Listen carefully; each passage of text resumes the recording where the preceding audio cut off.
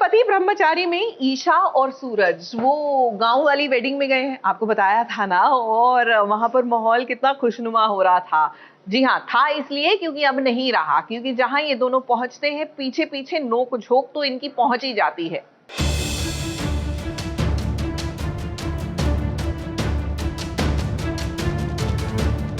बिना गलती की सजा देना करूंगी। मेरी बहू को समझा दे कि मेरे तौर तरीकों के बीच में ना आए। शादी की मेरे बेटे आकाश के साथ और पत्नी बनकर रह रही है सूरज। सबसे पहले शुद्धिकरण तो इस ईशा का होना चाहिए। और आप इनकी बात पर भरोसा करके ईशा जी पर इल्जाम लगा रहे हैं। छुटकी ने किसी की जान बचाई और आप अपनी ही बेटी को खोटा सिक्का समझ गए।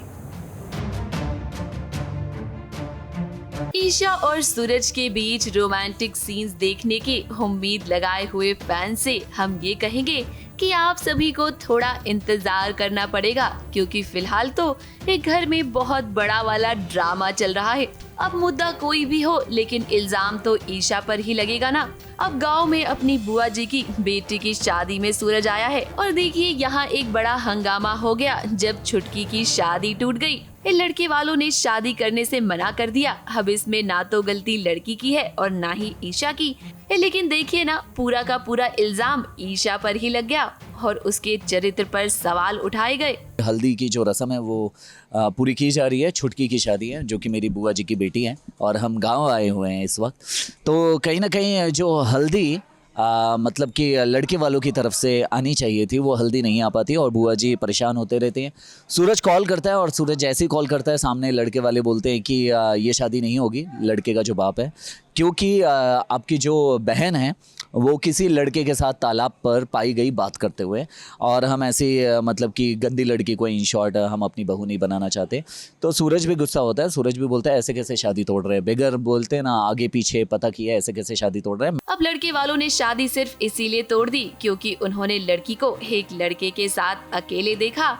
लेकिन सच बात तो ये है कि छुटकी ने उस लड़के की जान बचाई और इसके अलावा उसका उस लड़के से कोई लेना देना नहीं है। ये बुआ जी को जब ये बात पता चली तो वो तो अपनी ही बेटी को पीटने लगी और जब ईशा ने उन्हें रोकने की कोशिश की तो देखिए कितना बड़ा ड्रामा हुआ। ईशा पर भी इल्जाम लगा कि शादी तो उसने आकाश से की और यहाँ सूरज की पत्नी बनकर रह रही है। अब इस पूरी सिचुएशन में यहाँ सूरज भी मौजूद था और आप जानते ही हैं कि ईशा के खिलाफ इस सूरज एक शब्द भी नहीं सुन सकता। बुआ जी हैं, ये पुरानी जो परंपराएं होती हैं उन्हें ज़्यादा मानती हैं, तो कहीं ना कहीं अपनी ही बेटी को पीटना शुरू कर देती हैं कि तेरी हिम्मत कैसे हुई किसी लड़के से बात करने की।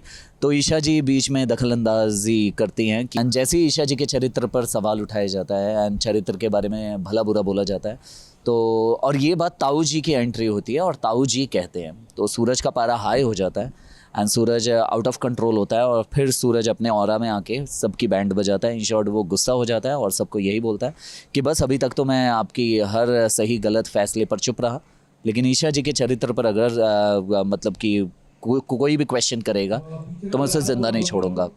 इस सूरज और ईशा की जिंदगी से अब सारे विलेंस चले गए हैं, तो मेकर्स ने सोचा है कि किसी नए विलन को तो लाना पड़ेगा। इसीलिए बुआ जी अब नए दुश्मन का काम करेंगी।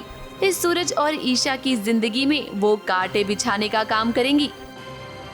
मुंबई से सोनू शुक्ला के साथ एबीपी न्यूज रिपोर्ट।